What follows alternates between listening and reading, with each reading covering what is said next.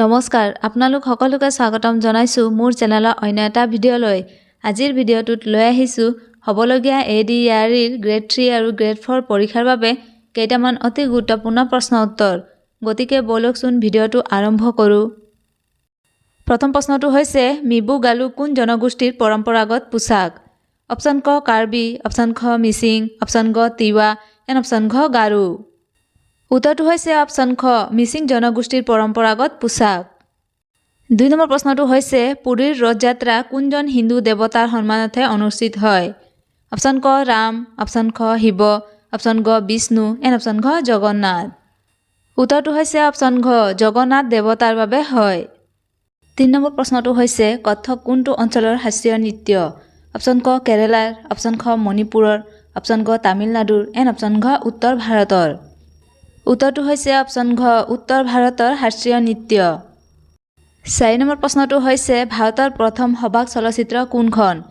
Option ক ৰাজা Harishchandra, option খ আলমাৰা, option গ শালিমাৰ এণ্ড অপশ্যন ঘ কাগজ কে ফুল। উত্তৰটো হৈছে অপশ্যন খ আলমাৰা ভাৰতৰ প্ৰথম সবাক চলচ্চিত্ৰ। ৫ নম্বৰ প্ৰশ্নটো হৈছে কোনটো একক নৃত্য? অপশ্যন ক উত্তানথুলাল, অপশ্যন খ কুচিপুড়ি, অপশ্যন গ য়াকশগানা এণ্ড অপশ্যন ঘ অডিচি। উত্তৰটো হৈছে অপশ্যন ক উত্তানথুলাল একক নৃত্য। ৬ নম্বৰ প্ৰশ্নটো হৈছে স্লামডগ মিলেনিয়াৰ ছবিৰ বাবে কোনে অস্কাৰ বঁটা লাভ কৰিছিল? অপশ্যন ক গুলজাৰ, অপশ্যন খ ভানু আথাইয়া, অপশ্যন গ সত্যজিৎ ৰায় এণ্ড অপশ্যন ঘ AR ৰেহমান। উত্তৰটো হৈছে অপশ্যন ঘ AR ৰেহমানে স্লামডগ মিলেনিয়াৰ ছবিৰ বাবে অস্কাৰ বঁটা লাভ কৰিছিল। ৭ নম্বৰ প্ৰশ্নটো হৈছে পূবৰ মানচেষ্টাৰ বুলি কোনখন চহৰক জনা যায়?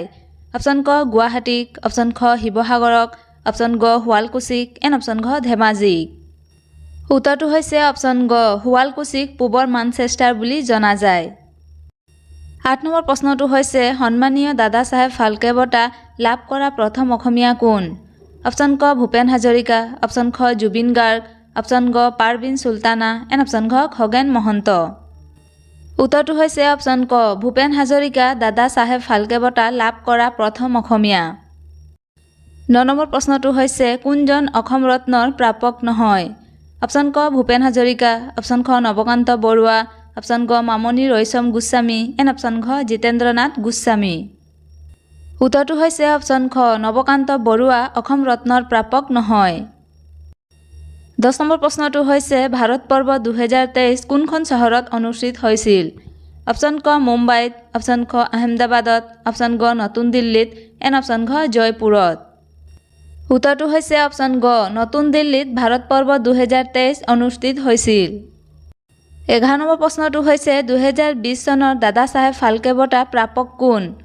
অপশ্যন ক মনোজ কুমাৰ, অপশ্যন খ অমিতাভ বচ্চন, অপশ্যন গ ৰজনীকান্ত এণ্ড অপশ্যন ঘ আশা পাৰেখ। উত্তৰটো হৈছে অপশ্যন ঘ আশা পাৰেখ ২০২০ চনৰ দাদা চাহেব ফাল্কে বঁটা প্ৰাপক।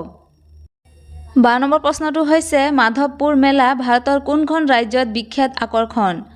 অপশ্যন ক ৰাজস্থানৰ, অপশ্যন খ গুজৰাটৰ, অপশ্যন গ মধ্যপ্ৰদেশ এণ্ড অপশ্যন ঘ হাৰিয়ানাৰ।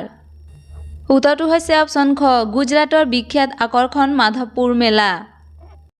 ১৩ নম্বৰ প্ৰশ্নটো হৈছে ৰাষ্ট্ৰীয় জনজাতি মহোৎসৱ ক'ত অনুষ্ঠিত হয়? অপশ্যন ক পুনেত, অপশ্যন খ বাংগালুৰুত, অপশ্যন গ চেন্নাইত এণ্ড অপশ্যন ঘ দিল্লীত।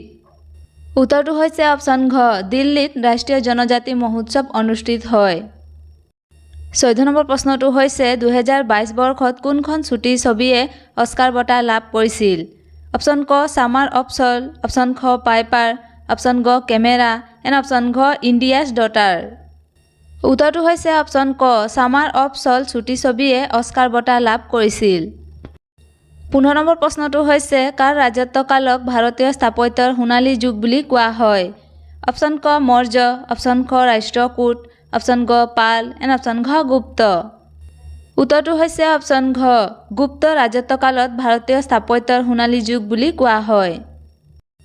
১৬ নম্বৰ প্ৰশ্নটো হৈছে পণ্ডিত ভীমসেন যোশী কোনবিধ শিল্পীৰ সৈতে সম্পৰ্কিত? অপশ্যন ক হিন্দুস্তানী কণ্ঠশিল্পী, অপশ্যন খ বাঁহীবাদক, অপশ্যন গ সেতাৰ বিদাৰক এণ্ড অপশ্যন ঘ ওড়িশী নৃত্যশিল্পী। উত্তৰটো হৈছে অপশ্যন ক হিন্দুস্তানী কণ্ঠশিল্পীৰ সৈতে সম্পৰ্কিত। প্ৰশ্নোত্তৰবোৰ চাই যদি ভাল পাইছে তেন্তে প্লিজ লাইক কমেণ্ট শ্বেয়াৰ কৰি যিসকলে মোৰ চেনেলটো এতিয়ালৈকে ছাবস্ক্ৰাইব কৰা নাই প্লিজ ছাবস্ক্ৰাইব কৰি ল'ব তেতিয়াহে আপোনালোকে সকলো ধৰণৰ প্ৰশ্নোত্তৰবোৰ পাই থাকিব। Thank U.